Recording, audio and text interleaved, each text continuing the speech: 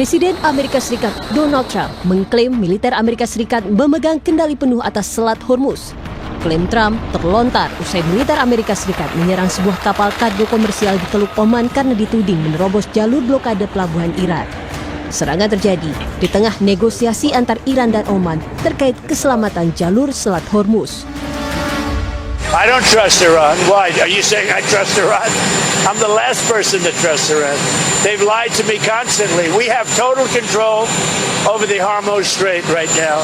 They don't have control. We have total control. We own it.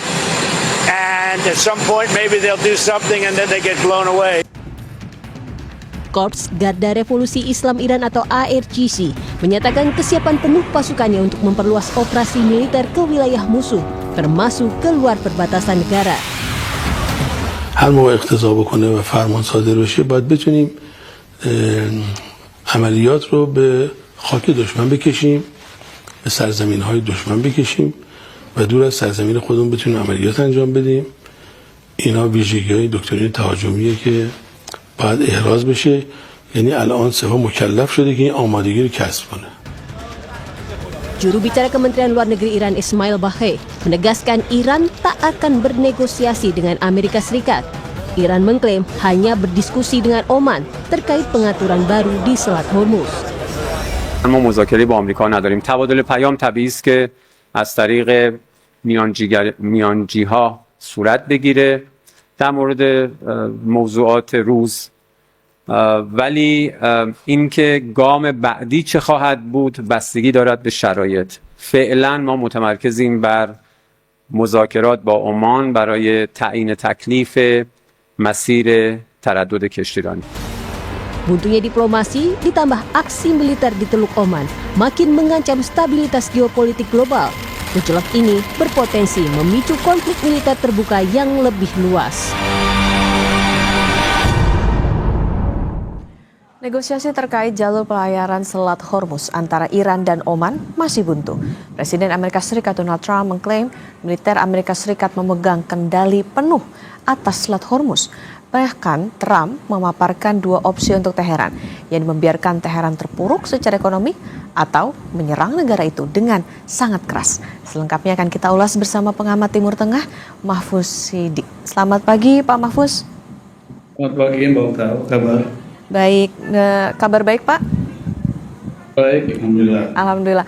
Pak Mahfuz, Donald Trump mengancam Iran akan membiarkan Teheran terpuruk secara ekonomi atau akan menyerang secara besar-besaran, sangat keras. Apakah ini bagian dari strategi AS untuk menekan Iran? Ya, kalau kita lihat polanya semakin keras Amerika atau Donald Trump menekan Iran, itu mengindikasikan posisi Amerika sesungguhnya semakin lemah di hadapan Iran.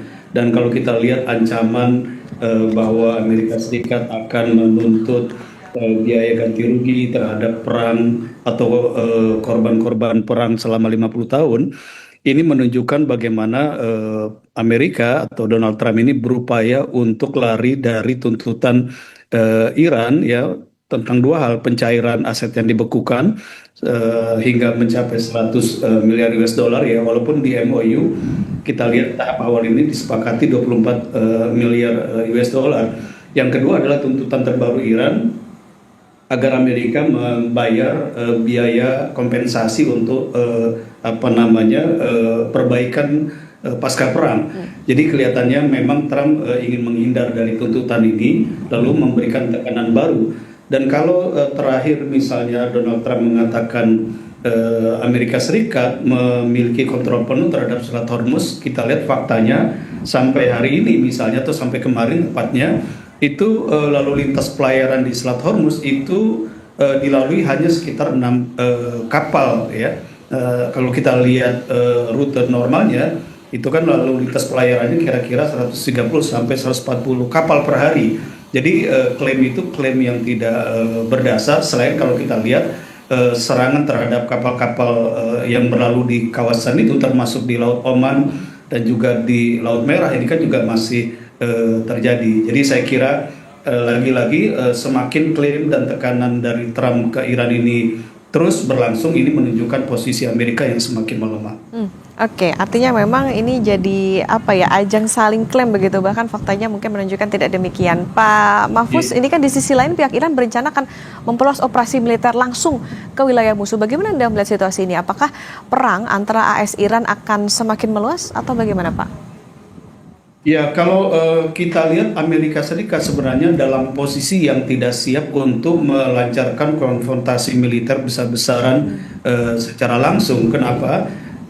Yang pertama adalah militer Amerika sekarang mengalami krisis amunisi ya, dan itu kan sudah secara terbuka.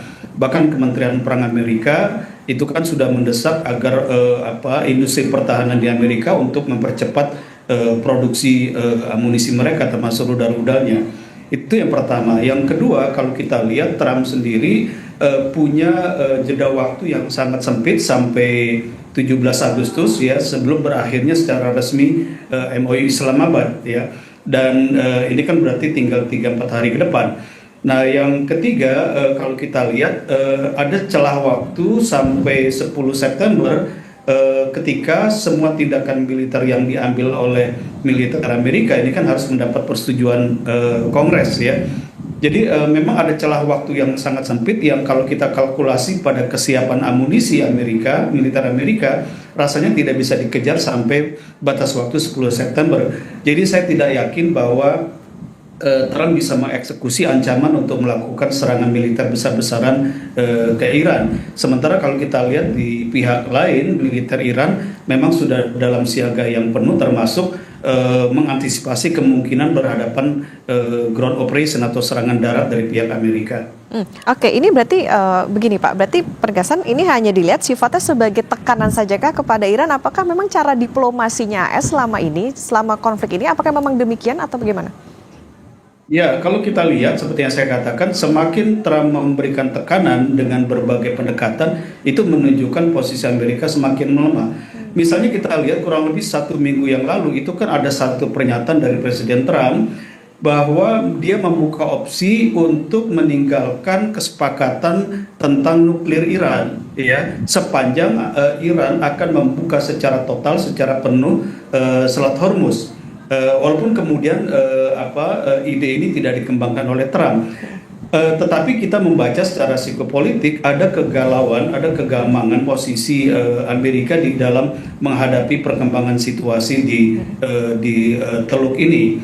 Dan yang kedua, kalau kita lihat sikap atau reaksi Amerika Serikat yang relatif memberikan support ya terhadap pembentukan aliansi pertahanan antara Saudi, Pakistan dan Turki dengan mendorong fakta baru ini untuk mengambil alih atau membagi beban keamanan di kawasan ini.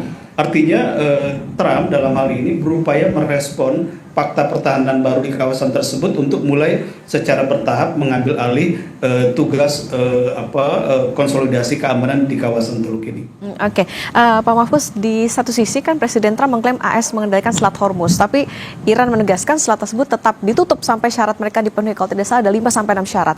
Bagaimana Anda membaca situasi ini dan siapa sebenarnya yang saat ini memegang kendali atas eskalasi di kawasan? Ya, kalau kita lihat Iran sampai hari ini masih terus berkoordinasi, berkonsultasi dengan Oman untuk menyepakati pengaturan baru terkait dengan Selat Hormuz. Dan kalau kita lihat yang dilakukan oleh Iran dan Oman ini kan merujuk kepada kesepakatan di poin 5 pada MOU Islamabad. Jadi Iran dan Oman melakukan ini punya dasar hukumnya. Nah, yang kedua, kalau kita lihat apa yang dilakukan oleh Oman dan Iran ini, sampai hari ini kita belum melihat ada resistensi dari negara-negara Teluk yang lain. Ya, artinya kalau kita lihat sebenarnya di kawasan Selat Hormuz, relatif Iran dan Oman ini punya kendali politik yang lebih kuat, ya, ketimbang negara-negara Teluk yang lain ataupun Amerika Serikat. Nah, cuma persoalannya adalah apakah nanti ketika Amerika Serikat secara militer mundur dari kawasan ini, lalu Iran dan Oman dengan kesepakatan pengaturan baru ini bisa kemudian melakukan kesepakatan dengan negara-negara Teluk yang lain, saya kira itu akan jadi babak berikutnya. Oke, tapi seberapa realistis sih Pak untuk syarat-syarat yang diajukan oleh Iran ini bisa diterima oleh Trump? Ya, saya kira sebagai high call ya, tuntutan awal yang tinggi itu sesuatu yang wajar dalam proses negosiasi. Tapi ketika misalnya nanti Iran dan Oman sudah duduk bersama dengan negara-negara Teluk, karena kan user utamanya kan negara-negara Teluk ini, saya kira akan ada titik temu kepentingan dari negara-negara ini. Sangat mungkin nanti dari 5 syarat itu kemudian akan bisa jadi akan ada penyesuaian, tinggal hanya beberapa syarat yang disepakati. Oke, Pak Mahfuz, ini kan konfliknya juga sudah berbulan-bulan, tapi kalau ketegangan di Selat Hormuz ini akan memperkeruh konflik atau justru bisa jadi alat kunci perdamaian antar dua pihak ini? Kalau menurut saya yang sekarang ini berpotensi sebagai instrumen untuk menekan agar segera perang ini berakhir adalah fakta pertahanan yang sudah disepakati oleh Saudi, Turki, dan Pakistan. Yaitu ketika 3 negara ini memberikan tekanan kepada Amerika Serikat ya untuk menghentikan perang, lalu militernya membuka blokade Selat Hormuz, lalu kemudian ya 3 negara ini mulai melakukan negosiasi lanjutan dengan Iran. Saya kira Amerika ini akan mendapat jalan keluar yang bagus, ya exit yang bagus kalau misalnya 3 negara ini berbicara dan mendekat Trump ya. Nah, tinggal apakah 3 negara ini mampu membuat kesepakatan atau deal yang bagus dengan Iran, ya itu memang sesuatu yang masih harus kita analisis lebih jauh ya. Tetapi setidak-tidaknya kalau ya menurut saya kalau Iran berhasil menekan Amerika Serikat untuk meninggalkan kawasan tersebut, artinya tidak ada lagi pangkalan militer di kawasan itu, saya kira Iran akan lebih akomodatif terhadap kepentingan bersama negara-negara Teluk. Tetapi kalau pangkalan militer Amerika masih tetap bercokol dan negara-negara Teluk masih tetap insist atau mendesak mempertahankan pangkalan ini, saya kira Iran juga akan sulit mencapai deal yang baik dengan negara-negara ini. Oke, lagi-lagi soal bagaimana ego antar pihak dan juga kita tunggu bagaimana kesepakatan maupun juga negosiasi. Pak Mahfuz, mungkin terakhir ini dalam jangka panjang, apakah konflik AS-Iran di Selat Hormuz ini, karena kan ini saling klaim nih siapa yang menguasai Selat Hormuz, ini bisa berpotensi mengubah tatanan jalur perdagangan maritim global?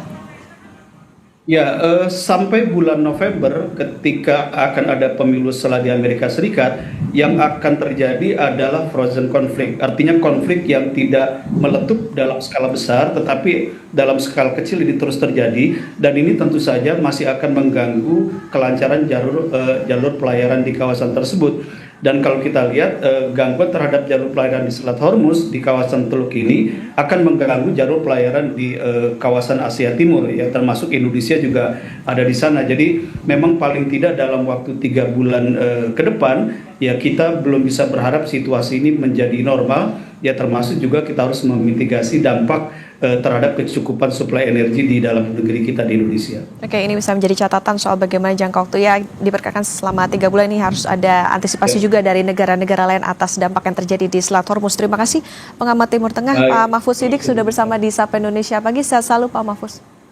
Terima kasih.